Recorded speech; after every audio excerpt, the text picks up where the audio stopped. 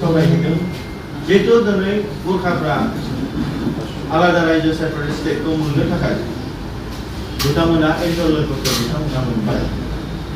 आरो बिथांमोना दिनै थोंजोङै गावसोर हारसिङै आलादा रायजो सेपारेट स्टेटखौ डिमान्ड खालामोब्ला दिनै बोलो मोना जागोन गतिके भारताव बेसेबां फिसा फिसा हान्जाफोर दङ आलादा रायजोफोरा दिनै ज' नांनानै दिनै खाथिसिन हिसाबै बड'लेण्डआबो गोबाव सम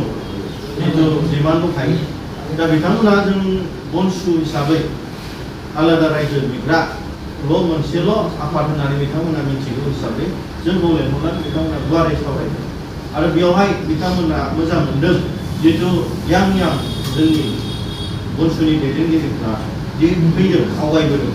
आलादा रायजोनिजों बेखौ जोबोद मोजां मोनदों मानो होनब्ला बिथांमोना जि बिदों गासिबो समाजनि बैसो जानाय नङा होमबा गासिबो माबाफ्रा बिथांमोननि दङ नाथाय बर'फोरनि जि रायज्लायनाया जाबाय यां नङा होमबा गोरोंजोब नङा होमबा दा बेखौ जोबोद बिथांमोना बाख्नायदों आरो बिथांमोनजों जों गुवारै सावरायनानै जोङो जे डिसिसन लादों बे फैबाय थानाय समाव बिथांमोनजों जोङो अफिसियेलि जों गुवारै सावरायलायनायनि गेजेरजों जों दिल्ली फारसे रंजानो एबा गोबां फिसा फिसा रायजो बिनायखौ जोङो लोगो हमनानै जों मोनसेयैनो आवाज होनाय बे मोनसे हाबाफारिखौ जों सावरायनाय जादों दा जोंहा दिनै सेन्ट्रेल लेभेलावहाय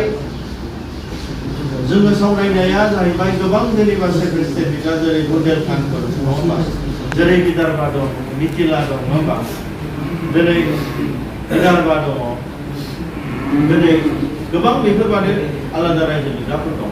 दा बिथांमोनजों जोङो जेब्लायबो जगाजगाव सावरायनाया जोंना दंबाय थायो नाथाय मोनसे थासारिखौ जों नेबाय थादों आरो बिथांमोनाबो जोंखौ लानानै खामानि मावनो जोबोद गोजोननाय दं आरो बेल' नङा जोंना सारा आसामावहायनो ट्राइबेल स्टुडेन्ट्सनि दैदेनगिरि बिथांमोना सावरायनो थाखाय जोङो जेब्लायबो हांख्रायनाया फैबाय थादों जोङो फैबाय थानाय रबिबारहालागै जों टिउबार स्टुडेन्टस आरो कार्बि स्टुडेन्टसफोरनि दैदेनगिरिजों जों सावरायनायनि थाखाय जोङो गुवाहाटियाव मोनसे जों पलिसि बानायदों थोंजोङै जोंहा दिनै आलादा रायजोनिफ्रा दैदेनगिरि माखासेफोर बिथांमोनजों जों सावरायदों बिथांमोनखौ लानानै जों मोनसे सावरायनायनि परिबेस बानायदों दा जोंहा आसामावनो जोंहा गोबां ट्राइबेलफोर दं बे आसामनिनो थागिबि जोंनि बर' फोलेरनिनो बंस'फोर जेरै टिवाफोर दं डिमासाफोर दं देउरिफोर दं जेरै राभाफोर दं दिनै इभेन मरान चुटिया बिथांमोनाबो जोंनिनो फोलेरनि मानसिफोर दं दिनै सनल कसारिफोर दं दा बैसोरजों जोङो माखासे थागिबि हिसाबै जों इउनाइट जानानै फैबाय थानाय समाव आसामाव जों मोनसे ट्राइबेलनिनो गोहो गोनां मोनसे परिबेस बानायनो हायोब्लासो गासैबो ट्राइबेलफ्रा जोंनि बर' फोलेरनि ट्राइबेलफ्रा बर'ल' नङा दा बिथांमोना हा हुखौ सेफगार्ड होनो थाखाय भारतनि संबिधान बादे गावनि हानि जि मोनथाय अधिकारखौ लाखिनो थाखाय हागोन दा जोंनि बर'फ्रा गोबाव समाव साननायनि गेजेराव सेक्रिफाइस खालामनायनि गेजेराव फिसा मोनसे 2003आव काउन्सिल 62 काउन्सिल मोनो बिटिसि दा बे बिटिसिनि गेजेरजों जोंनि बर'फ्रा हा हुखौ जों रैखाथि होनो हानाय मोनसे भारतनि संबिधान बादे जोंहा मोनथाय मोनो दा बेनि गेजेरजों आरो गोबां जोंनि बर'फोर बादे थागिबि ट्राइबेल मानसिफोर दं बिथांमोनाबो दिनै मोननांगौनि अधिकार दं जों जेब्ला दिनै गुबुन ट्राइबेल स्टुडेन्टसफोरजों आसामनि दैदेनगिरि बिथांमोनजों जों सावरायो अब्ला आं जेब्लायबो मोनसे खोथाखौ बुंबाय थादों दिनै बेसेबां अट'नमास काउन्सिलफोर दं 62 नङा बिथांमोनहा दिनै 62 मोननांगौ जिहेतु हा हु रैखाथि होनायनि जे मोनसे परिबेसखौ मोनगोन संबिधान बादे दिनै आं बिथांमोनखौ खावलायदों जे बिथांमोनाबो जोंनि बड'लेण्ड सेपारेट स्टेट बिनायाव जेसेबां ट्राइबेल दं आसामाव जोंबो हेफाजाब होनांगौ होननानै दा बे मोनसे जों डिप्ल'मेटिक सोमोन्दोखौ लाखिबाय आरो बेजों लोगोसे जोंहा दिनै सा सानजा भारताव बेसेबां जोंहा ट्राइबेल चिफ मिनिस्टार्सफोर दं ट्राइबेल दैदेनगिरिफोर दङ जाय बिथांमोना आसामनिफ्राय अलरेडि गावनानै थाखाबाय जेरै मेघालया मिज'राम अरुणाचल नागालेण्ड दा बिथांमोननि दैदेनगिरिफोरजोंबो जों सावरायगोन आरो जोंहा त्रिपुरानि नङा होमबा राजा जाय बिथांमोनाबो त्रिपुरालेण्ड ग्रेटार त्रिपुरालेण्ड बिनो बिसोरजोंबो जों सावरायगोन आरो नै कुकिफ्राबो रायलायबाय थानाय जों मेसेज हरबाय थादों दा बे मोनसे सोमोन्दोखौ लाखिनानै जोंनि बर'फोरनि आन्दलना गोख्रोंसिन जायो नामा बर'फोरनि जि डिमान्ड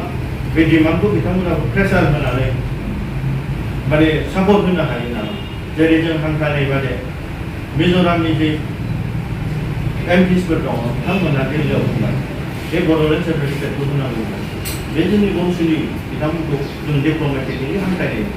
बेयाव बिथांमोना दिल्लीयाव होनदों गोबाव सम जाबाय बिथांमोननि सोमावसारनाया बिथांनो होनांसिगोन दा थिग बिदिनो जोङो माखासे सापर्टखौ जों लानाय जादों आरो लाबाय थानाय जादों आरो फैबाय थानाय समाव बेफोरखौनो जों गोख्रोंसिन खालामनो थाखाय आरो जोंनि डिमान्डखौ जोङो बांसिन गभर्नमेन्ट अफ इन्डियानो जोङो फोरमायनो हानायनि थाखाय जोंनि दानि जि बंसुलि दैदेनगिरिफ्रा जों गोख्रों भाबै जों सिन्था खालामो आरो बेजों लोगोसे जोंहा फैबाय थानाय समावहाय जोंहा मोनसे आसामावनो जे थांनाय 4 बोसोराव जे बंसुलि सोमावसारनायखौ पुलिसखौ बाहायनानैब्लाबो डिसि एसपिखौ बाहायनानैब्लाबो मानगोनां जोंना बारग' बिटिसिनि चिफ प्रमद बर' बिथाङा बेजों होबथादोंमोन दिनै जि मोनसे परिबेसा फैबाय मोजां मोनसे परिबेसा फैबाय दा बेनि थाखायनो जोङो दिनै सोमावसारनायखौ लांनो थाखाय जोङो माखासे धरना प्रग्रामनि जोङो पलिसिबो बानायो दिनै बेफोरबायदि धरना प्रग्रामखौ जोंनि लकेलावबो जों लानानै जों सोमावसारनायनि हाबाफारिखौ लानानै पलिसिखौ जों लादों जिहेतु दिनै जों जि जाथिनि थाखाय मावदों नङा होमबा बे जोंनि बेक्तिनि थाखाय नङा फैबाय थानाय बर' इयुन जेनेरेसननि थाखाय जों दिनै खामानि मावनाया जोंनि बेखार नङा बे जोंनि थाखाय मोनसे प्रेक्टिकेल जाहाथे जों सानसे जों देशखौ जों सामलायनो हायो देशखौ जों सालायनो हायो जोंनि गेजेराव सोरबा एमएलए एमपि ओंखारगोन सोरबा एमसिएलए मिनिस्टार्स ओंखारगोन नङा होमबा दा बेफोरबायदि खाबुखौ जों लाजोबोब्ला जाथिनि थाखाय जों दिनै खामानि मावनो बे ओरैनो थाङा नाथाय समाजखौ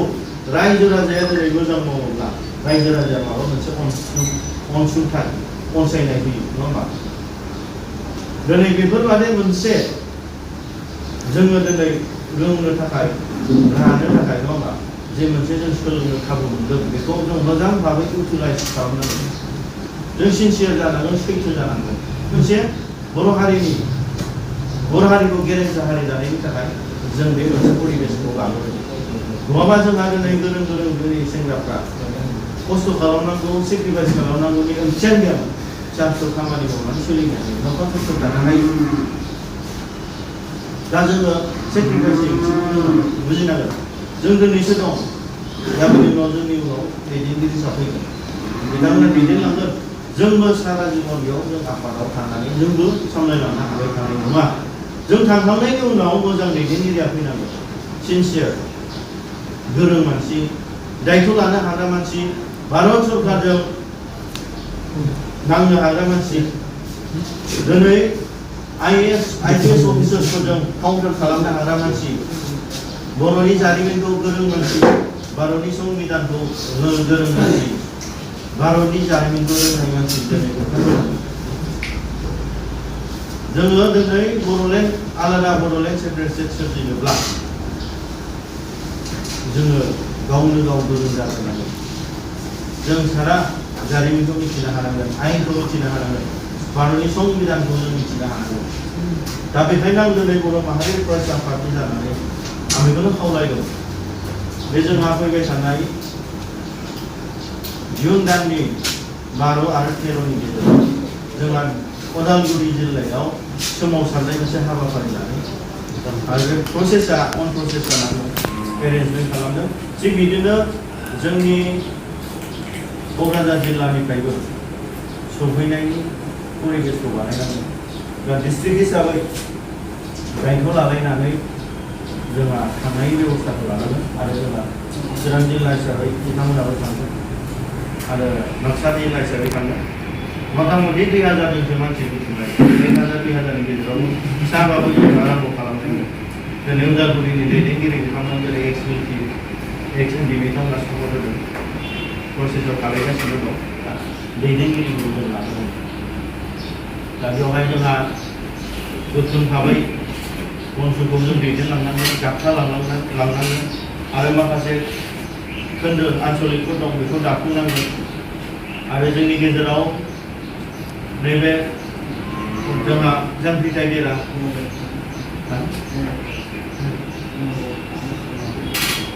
जों बे क्राइटेरियाखौबो जोंहा दिनै लासैनो मोनसे मोजां थासारियाव नङा होमबा फोसाबनानै लाबोनानै मोजां थानायनि परिबेस नङा होमबा डिस्ट्रिक्टनि सेंग्राफोरखौ फ्राय थाफैनांगौ दा मानो होनोब्ला दा जोंहा जोंनि लेभेलनि माखासे नङा होमबा परिबेसा फैबाय माखासे जेनेबा सेंग्राफ्राबो डिस्ट्रिक्ट हिसाबै नङा होमबा थांनानै थानायनि माखासे परिबेसखौ नङा होमबा जयैनो खौसे जेब्लायबो जों जयै आवगायनांगोन